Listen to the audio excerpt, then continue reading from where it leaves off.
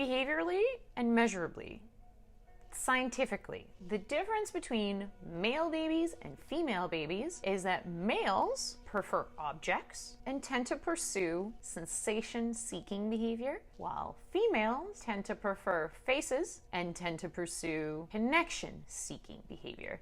And this will extrapolate to all of the differences between men and women. Women study faces, men study things.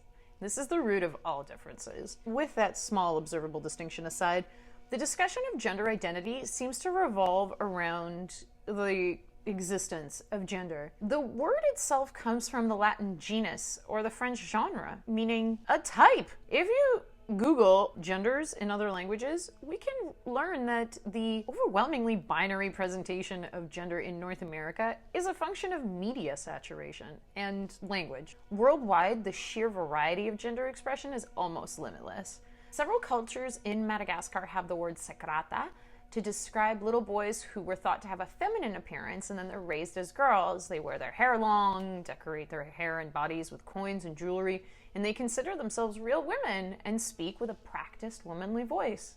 In Indonesia, there's a third gender called waria that's of a similar nature. Samoa has one too. There's a word in Maori that describes either men who keep the company of women and take on feminine occupations, or women who pursue a masculine role. There's the modern use of the word two-spirited by the indigenous populations of North America. And also, let's take a moment to recognize that the reason that we use the English word two-spirited to describe an indigenous concept is because this term was decided by the leaders of those communities very recently, because colonization erased so much language, history, culture in just a few generations. There was a moment in time in Egypt where young girls with masculine traits were actually celebrated and raised as boys and given the benefits of the patriarchy. You should look it up. It's in Mamluk.